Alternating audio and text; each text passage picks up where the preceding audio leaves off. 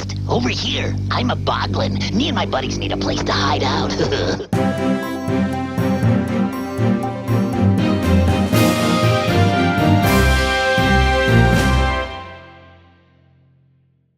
Well, belittle my boners, Boglin watchers, if it ain't your #1 Boglin boy Jim Sterling here, with another edition of Boglinwatch 2017. It's a show very similar to those Loot Crate unboxing videos that are so popular, or other associated geek unboxing videos, or toy reviews or what have you, except the difference with this one is it is self-sabotagingly specific.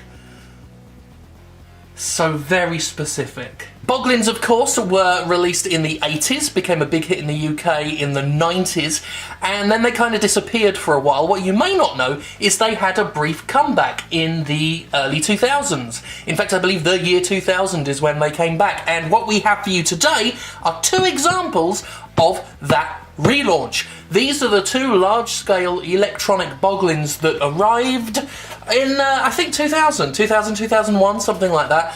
As you can see, they are very similar to two Boglins we've looked at in the past. We've reviewed Vlob and Dwark from the original lineup, so the original lineup, and these are clearly based on them, Dwark and Vlob, although they've been renamed to names that are really on the nose, if we're being honest. Gangrene, I guess because he's green, and Belcher, because I think this one makes burping noises, but we will maybe find out. Maybe find out. We're going to unbox them. These have never been opened, so again, we're going to be diminishing the value of these live on air. I mean, not live. This isn't live. Packaging, of course, not as immersive as the original old school Boglins. If you look up,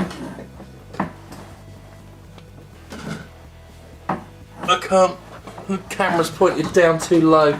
As you can see there, we've got some of the original packaging. I really do think that's going to become a problem, but let's not worry about that. By contrast, with their just images of toys here and images of the rest of them, not like the family tree like you see on the old school packaging, just very basic photographs of the Boglins with garish text and font and what have you. It's not a great package. They really didn't do anything to make it look like the originals. It's just very merchandise, very corporate. Not a fan of the logo. These were not popular, and even among fans, they are criticised. But I've got to say, I do kind of have a soft spot for the designs themselves. I think they did modernise them. They're more cartoony and not as ugly. They're supposed to be a bit more cute, I think. I mean, they're not cute, but they've made them a bit more cartoony, a bit less like a Jim Henson puppet, you know, from Dark Crystal or Labyrinth, which is a shame.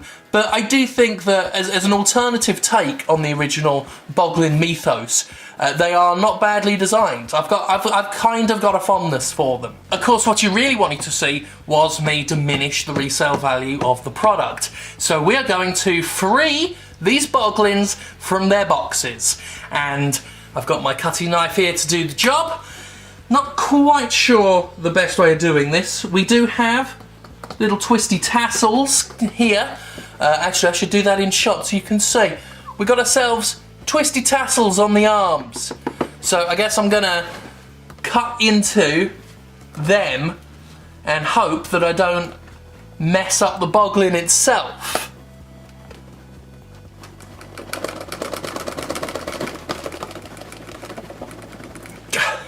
It's quite tough. Be really careful, because, you know, they're still made of rubber. Alternatively, you could just go underneath where they've got the twisties, and you can untwist them, which will be a lot safer. So let's do that instead. There we go.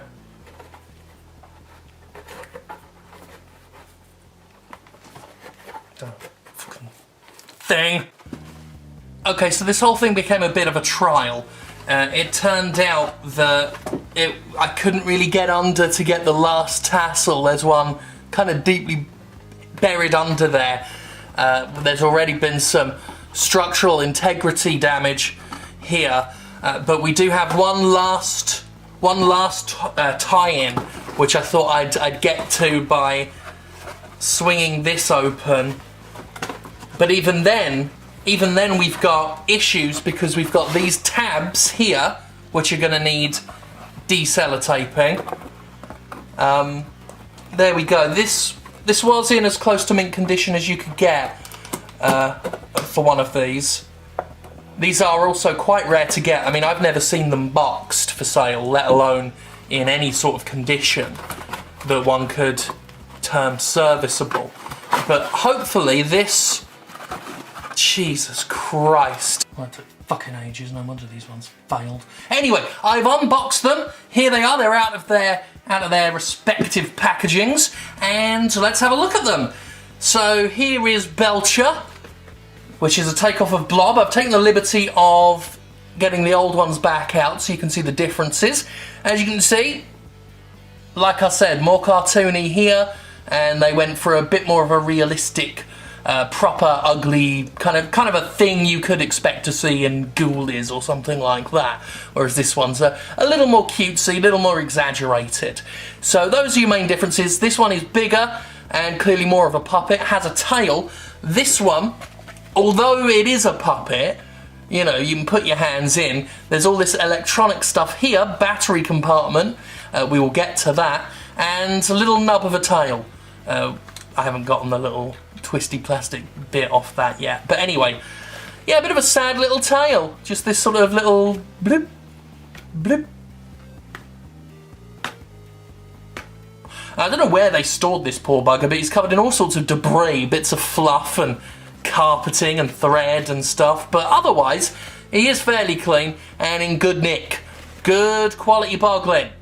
I said these haven't been taken out of their packaging, so they've not been played with. However, that is cause for concern because they came with sample batteries so that you could, it was one of those, you know, try me, press a button, etc. So kids could try these. I don't know whether the batteries have ever been taken out. If they've not, who knows? Those batteries have been in there for about 15, 16 years. Could have fucked things up in there. I don't know. We are going to unscrew the battery compartments on both of these Boglins and try it out. But we will do that in a moment once we've had another proper look-see. If you stick your hands in, there's not much room for manoeuvring, even if you don't have fat fucking hands like I do. You can kind of make the mouth move a bit. That's it, there's not really any wiggle room in there for anything else. I mean, look at what you're working with. Yeah, the bottom lip is all you can really grab. There's no top lip, so you can't really do the thing with your hand like that. You've just got to kind of jam a thumb in and then do that, which I've had to say a fair few times in different situations. That's made up for, however, with full eye movement range. The old Boglins, they just go left to right. Left to right, left to right, left to right. These ones have kind of like an analog pad, like a nub, like the new 3DS has a nub on it. It's got that. Here's Gangrene, clearly stored in a better place. There's some fluff on it, but otherwise clean as. Got some cracking on the rubber, which I'm guessing is down to age, and he's got nice pink eyes. Oh, lovely. Compare him to Dwark, the original. As you can see, same thing here. Same things that I pointed out, discrepancy-wise. Got the little antlers though, the little nubbins. Nubbin, nubbin, nubbins. Nubbin, nubbin, nubbins. How exciting is that, huh? Honestly, I've done enough dawdling. I really need to see if these batteries are going to work. I really need to see if the electronic aspect of these electronic Boglins is still in effect. Let's find out. We'll start with Belcher. Got myself a screwdriver. If I can just put it in. Are you fucking joking me? I mean, I've had better days, that's all I'm saying. It's taken way longer than I wanted it to. And if I'd have known we had this fucking screwdriver in its packaging, in a kitchen drawer for the past week, I'd have done this video days ago. But we're unscrewing it now. There are batteries in there. Not a good sign. Let's get rid of those. Actually, what make are those? Vinic. Extra heavy duty. Clearly not heavy duty enough to last 16 years, since these don't work currently. Well, moment of truth. Got batteries popping in. Battery popping in. Let's close this up and see how it goes. Screwing it back in. That's screwed in tight. And here we go. Will it work or will it not? This is going to be a massive disappointment if it doesn't. Here we go.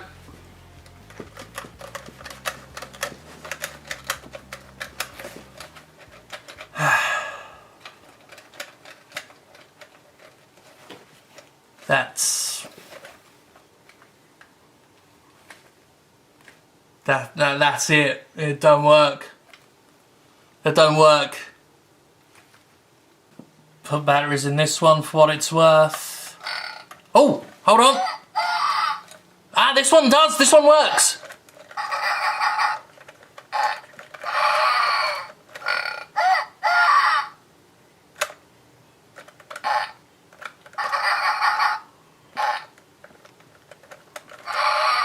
Okay. Alright, well that's something. So this one lights up eyes, makes noises. So a 50% success rate. Shame about this one.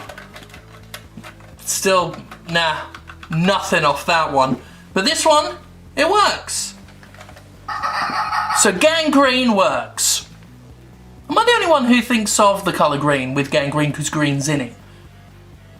Even though in actuality gangrene is all just sort of bruised and horrible and pussy and gross, and it's just dead skin and flesh and muscle and everything. It's gross. But I don't think the Attack of the Killer Tomatoes cartoon helped with Dr. Gangrene, who also was green. So that just reinforced it. Showing you the eyes there. They light up quite nicely, don't they? And then you just see them moving.